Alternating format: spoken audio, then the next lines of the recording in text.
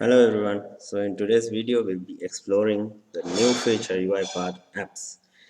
It is a low-code platform where you can build different web applications that can be accessed via mobile as well as web browsers, which allows you to create applications that can easily interact with the orchestrator process that you have built through UiPath Studio. So the benefit of UiPath Apps is it is a low-code platform where you can simply drag and drop items or elements that you see in any web application without much configurations or without any high-level coding, and you can easily configure to join it with the orchestrator. So let's explore the application.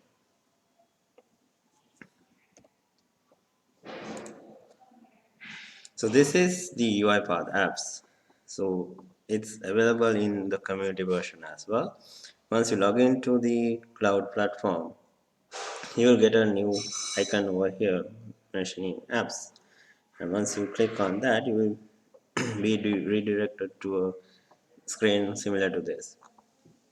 So this is some solution that I have already built. So we'll create a new one.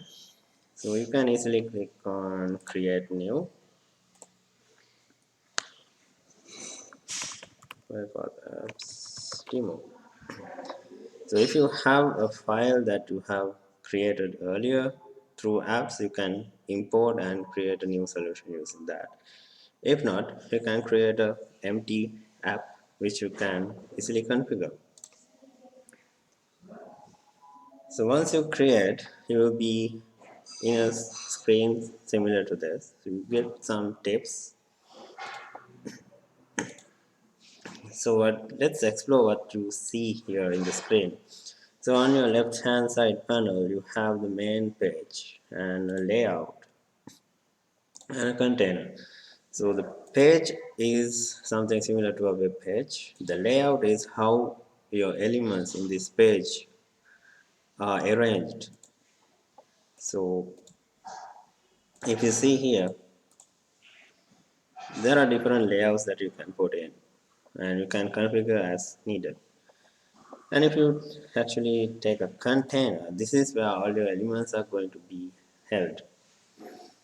And whenever you need to create new pages, you can easily click on this plus icon and you can create a page, a process, or a control. And onto your right, you have all the properties and configuration panels for each and every element you have on your panel on the left hand side. If you click on add new control, you get 4 sections. Under input, you get options to input different commands to your application.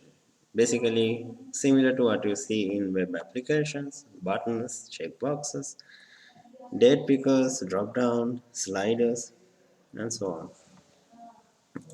And in the display, this is where you have items that display certain information to you, like a label, headers, different list items, tables, and under containers. This is again something similar to this container you see on your left hand side panel. You can have any number of containers depending on your layout and the design of the application. Under icons, you get a whole lot of icons which you can use where required in your application to make it look nice. So you see a small square here. This is our container and this is where we can add different items from your right hand side panel. And you also see small plus buttons. If you click on that, you create a new container which acts as another part of the same page where you can have different kind of elements. So basically if you want to arrange the page in a way where you have different sections, you can use this option. So let's delete that for now. So let's see how we can add some items to this container over here. So what I'm trying to do is, I have a simple uh, process in UiPath Studio which I have published in Orchestrator. So it is a very simple process where it expects a certain input, a user ID, and it returns some values, name, address, email address, phone number, date of birth. So the idea here is not to focus on the workflows because we already know how to configure different workflows. So let's keep it simple. So all these values are hard coded, and I'm expecting user 0001 as an input, and depending on that I will be returning some values. So let's create a simple application to see how we can interact with apps. So first I'll have like a registration or a entering page, like a login page. So let's change this name to something like login page. So all you need to do is, when you need to rename, double click on it and it gives you the chance to rename. So I'll have a header over here to make it look nice. So once you drag and drop again, let me show you again. uh, Once you click on it and drag over here, it shows you a small line where it's going to be placed. So you can release your click and it will place there. And once you select, you can select what type of style you need. Let's say it's headline one, and you have additional options like you can add background color, something like this, and font type you can change,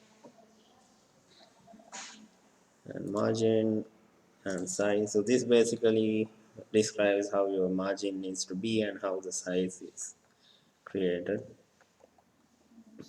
So let me change the background color to something you can see easily. Okay, so I'm going to change the value you see here.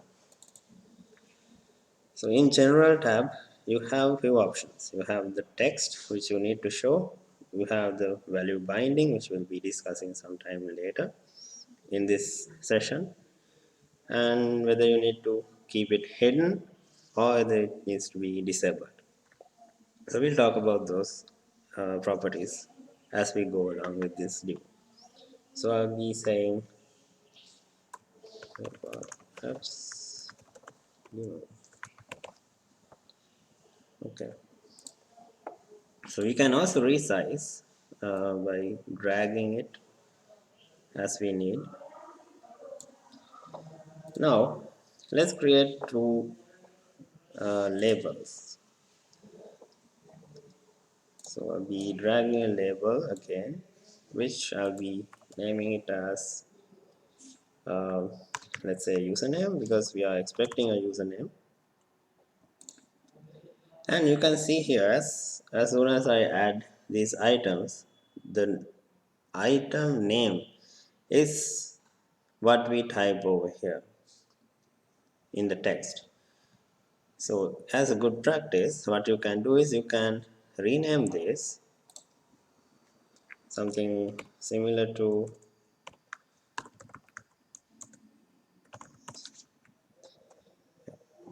this. Some practice that some people use when designing web applications to identify elements based on three characters. If it's a label, we say it's LBL. If it's a text box, we say TBX or something.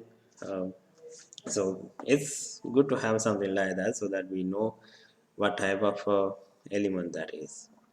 And let's now create a text box, because this is going to be our input. and you can again change it to txt username. So this way you can easily have the related elements using the different identifier based on the element type. So we'll create two more.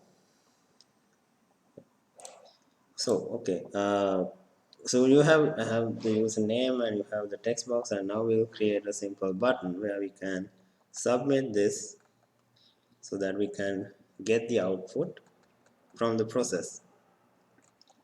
So I have a button over here. Again, I need to resize. So we can change the type. Let's say submit. And you can also add icons to this button. So if you click on it, you get a new panel like this, and under icons you have all the icons that we showed earlier. So I can add this icon. Basically you just need to drag it and it will update the button. And we can, so how do you want to see this layout? You can click on the container, and under styles you can see how you want to arrange them. So there are different options you can select based on your need. So this doesn't look nice, so let me have it as vertical, and this looks good. So let's use this one. So now we have the text box to get the user ID that my process is expecting. But how should I pass it? So I should have a variable to hold the value that I am entering. So what you can do is, when you click on this text box, you get the value binding option.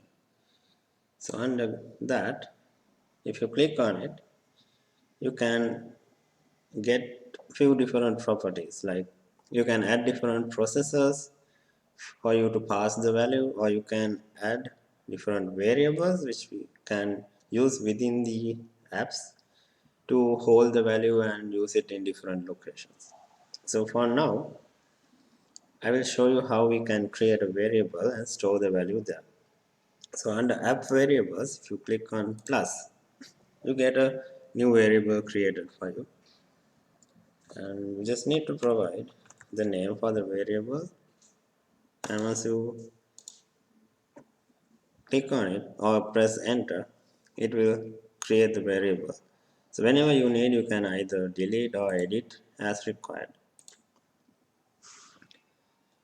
And once you have created the variable, either double click on it or drag it to value binding. So I'll be double clicking and it will assign it to the value binding. And you can also see a symbol over here. So you can also have default text or hint that you need to show when the page loads. So this hidden property will hide the element once the page loads. So it won't be visible to the user. This disable property, it will disable the element so that user cannot interact with it, but it will show on your screen. So the next thing is, now we have created the first page. Now we need to submit this data and get the output from the process and show it in a different screen. So for that, you can simply create a new page where you can have all the other elements that you need to show the output and to load or invoke the process. So we'll leave this part as it is and create a new page. So all you need to do is go to your left hand side panel. Okay, so hold on, I need to change the name of this button. I would say VTN submit, just to keep it in the same format. So you can click on this plus and click on page, and it will create a new page for you. So over here you can again double click and you can provide a name. I'll say home page. So now you have a blank page here. So remember, when we first created the app, this page was there. So in this we don't have anything. So all you need to do is just need to add a container. So go to your add control panel and find the container unit. So there are different layouts as you see in the icons. So I'll use the container layout. Drag it and you will get the same screen as earlier. So let's design this. So again I need to have a header. I'll say homepage, and so the values that I'm looking for in the process is the name, address, email, phone number, and date of birth. So those are all output parameters from the process. So let's create the page. So again I need a label. I would say profile information,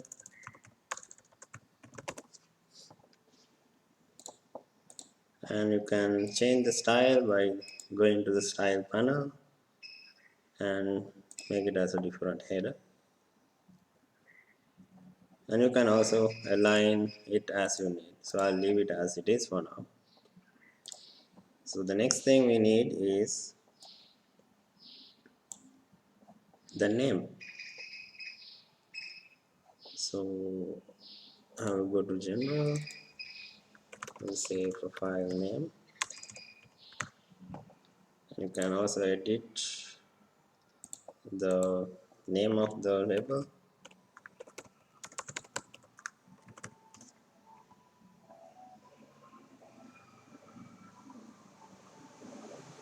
and how where do you want to show the name? Is it going to be on the label itself, or you can have a text box as well where you can actually show the name? So for this one we'll use a text box in a disabled mode. So I'll go to input and select the text box and place it right below, and I'll make it disabled because I don't want to type anything because it's showing the values retrieved from the process. And I'll change this profile name,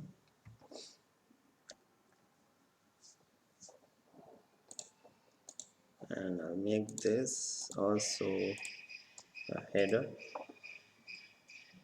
And now I need the address, email, phone number, and date of birth. So again I'll be placing a label.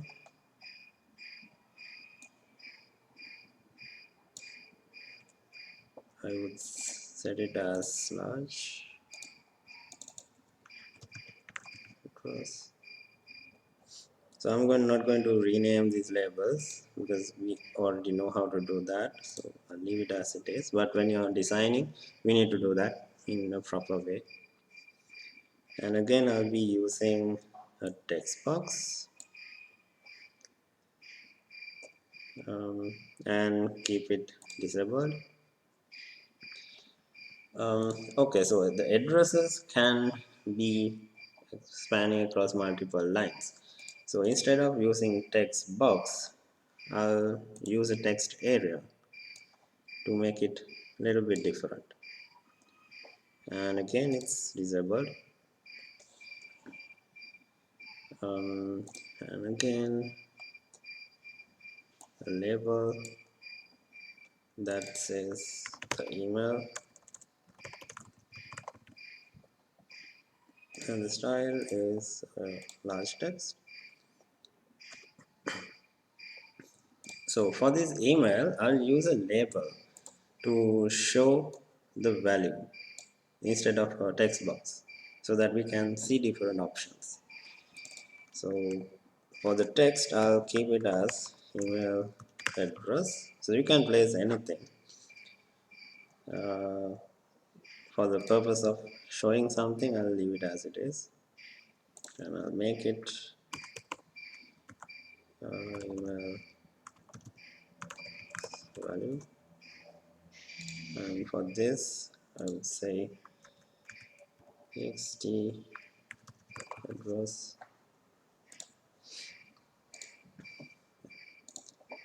and the next one is we have phone number and date of birth.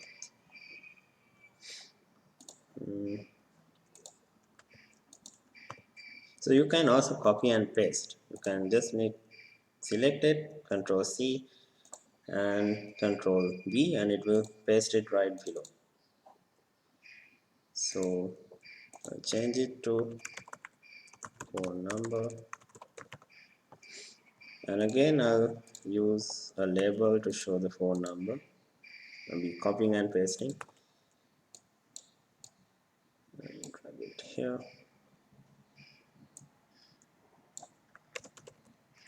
phone number, and change the name, phone number. Okay, so make sure you don't have the same name across different elements, and if you have, it will be placed somewhere outside this container as you saw earlier. So the last thing is to get the date of birth. So again I'll copy this one and change it to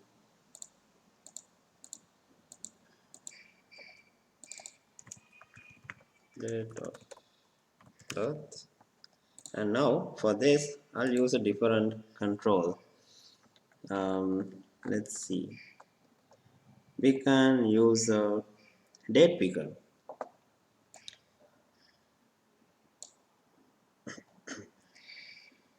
Right, so this is going to be our layout for the page. Once the data is loaded, it will be showing over here. So now what we need to do is, well, we can simply have a quick glance through of these pages. So for now we have two pages, and we can click on preview, and let's see what it loads. So it will open a new tab, and it will go to a screen where you can see your page. So this is how it looks like. Um,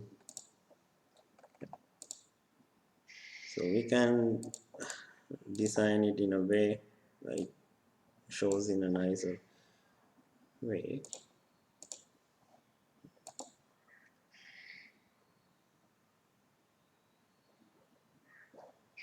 Yeah, so don't worry about this much. Just need to have some designing around it.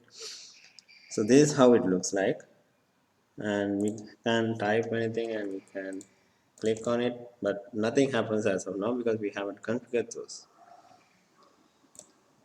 And how do you go to the home page?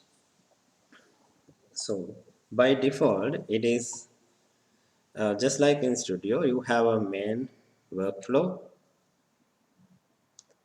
Similarly, it's in here you have a main page. So by default it's set to login page. But if you want to set it to a different page, you just need to right click on the page and select set as start page. So I'll set this as start page and click on preview again. so that we can see how the elements are shown in the screen.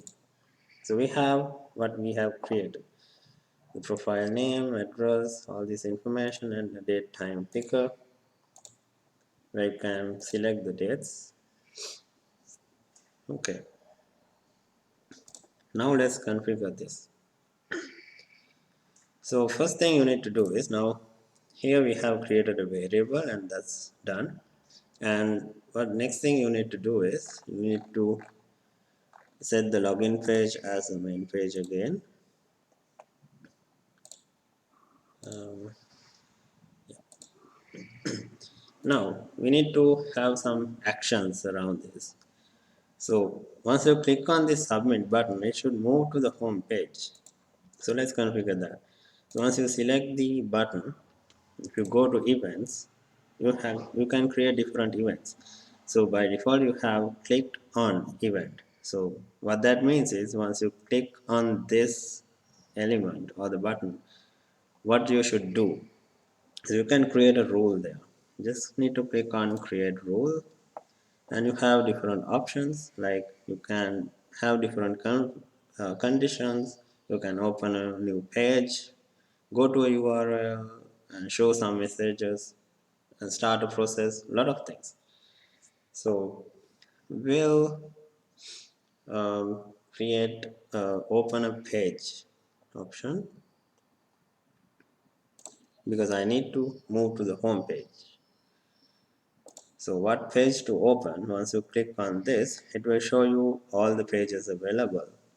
So you just double click on home page, and it also asks how you want to show it, whether it should show as a pop-up, whether it should uh, show, basically redirect to that page and show similarly as you see the login page, or there are different options that you can explore. So let's have it as it is for now, and we can do a quick preview. So you are in the login page and you just click on submit and it directs you to the home page. Cool. But before directing, let's have a simple validation over here. We just need to make sure that the user ID in the login page is entered, or whether it's not blank. So let's have a condition. You can use a if else and do a compare. Set the variable type as string, and we have a username variable. So we can select that, basically double click, and it will show you here. And we'll see whether it's equal to uh,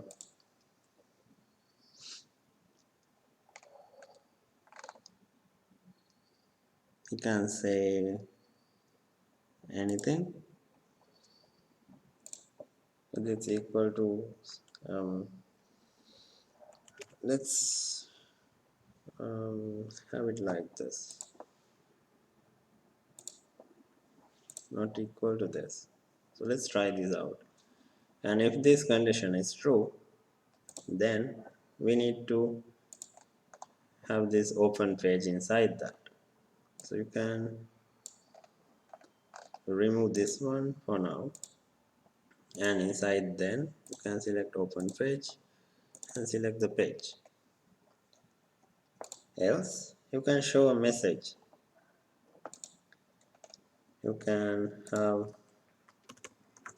um, a warning,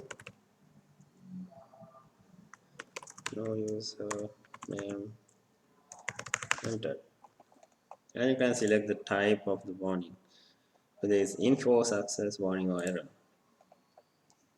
So let's see whether my condition works. So what we see here is, if the username is not equal to blank string, it should go to this home page. So let's try it out.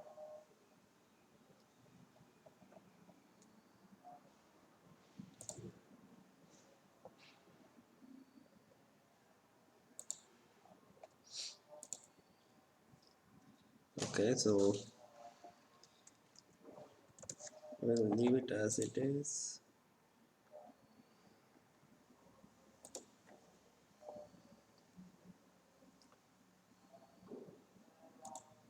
Okay, so this is how you should configure that.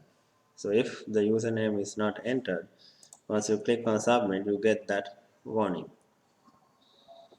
And if I type something,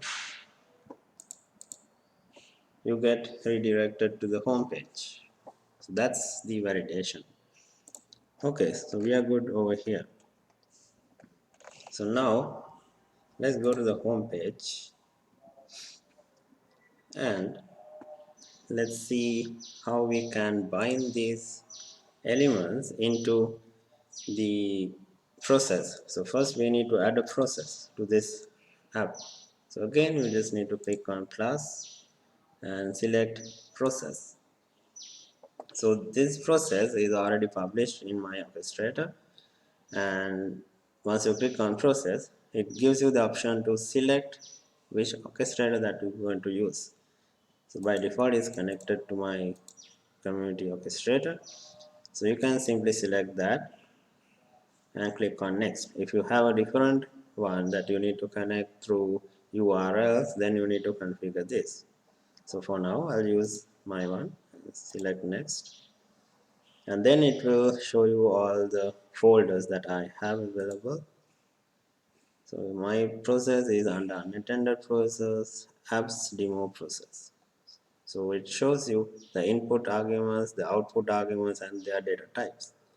So you just need to click on this checkbox to select it and select. Now you will see your processes on your left side panel over here, and you will have all this information here as well. So you have the process keys, the versions, the different properties you have in your orchestrator.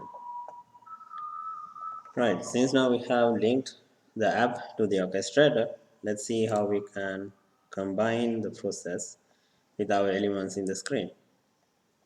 So what should happen is once this page is loaded, basically when the page is loaded, you have to execute that process and get the information from there by passing the value we have added to the username variable.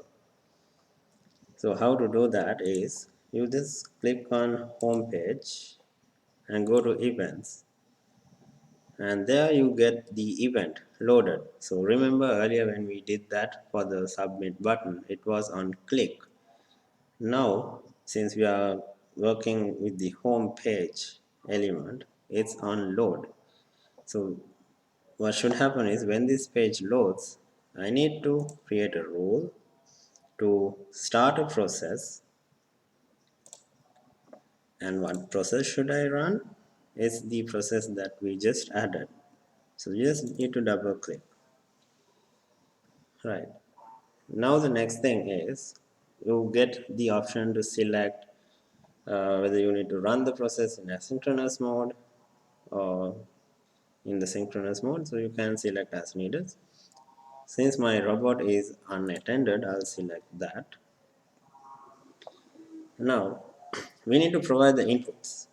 So how you can do that is through this option, input override. So I click on it and you get the option to drag and drop fields over here. So let's see what you have.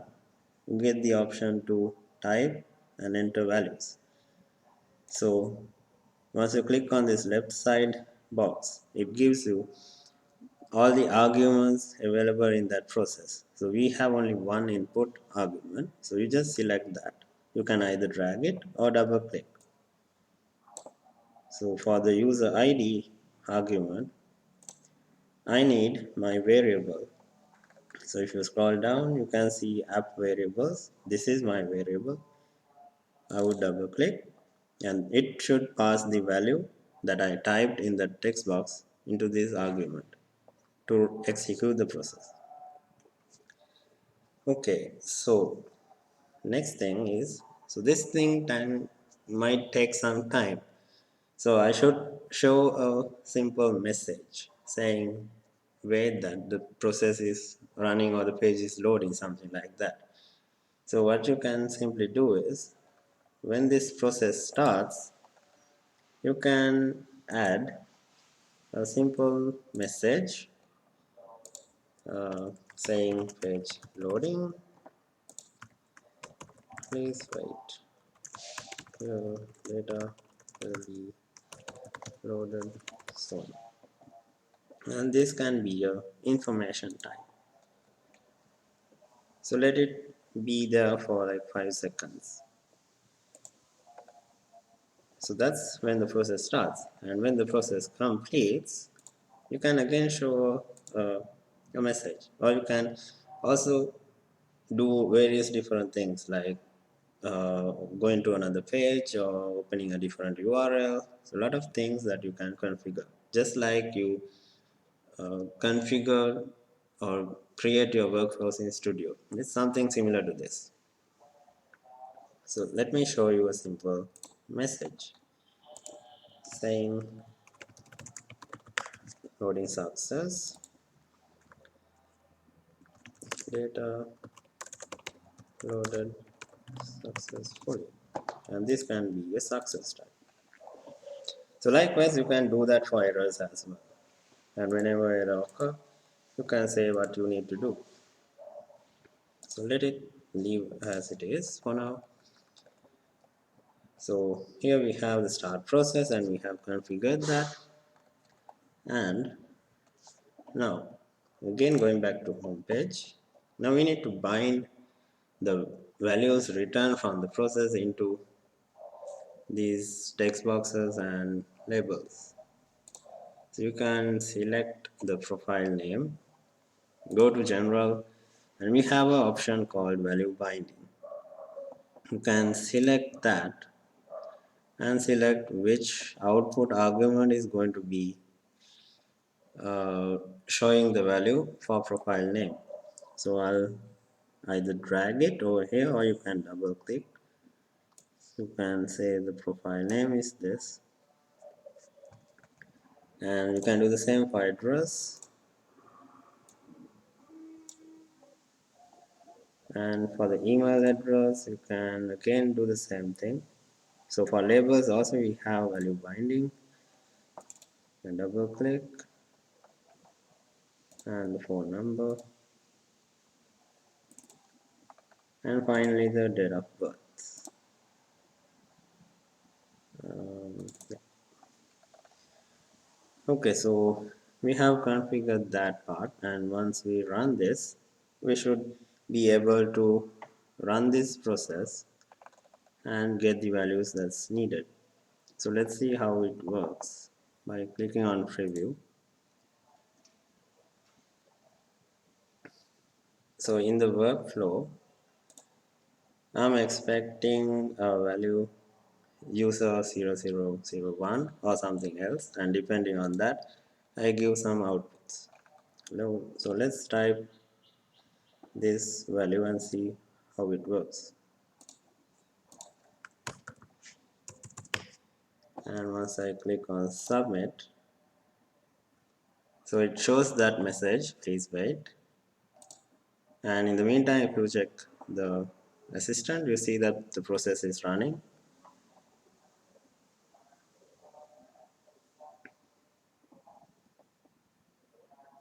And it has completed, and we should see the data shortly. And we have the message and we have the output right here. So that's how you pass the data into apps and run a process in the background to get your output. So what you can do next is can simply publish it, or either you can save it to a file which you can use it later. So you also have a new option over here, just like an alarm, where you get all the alerts. Basically it will have everything that you do. So let's do a quick publish. Once you click on publish, it will show you a message over here, and once you go to apps again, You can see the UiPath Apps demo with the status of published, and by clicking on this play button you can get redirected to the publication URL where you can use your application. So this time I will give a different thing and see what the output is. And you can see the process is running in the background,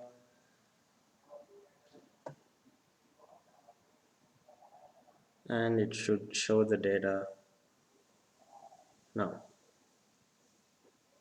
Okay, so one additional thing that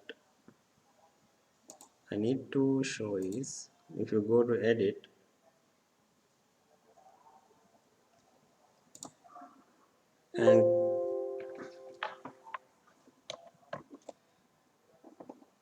and click on this UiPath Apps demo, the very first thing you see here, you get different options where you can change the name, you can add descriptions, you can have different icons for your app. Also, you also get the permission setting where you can allow different other users to access your application within your organization. So all you need to do is you just need to enable this and click on add user and add the users that you need to uh, allow access to.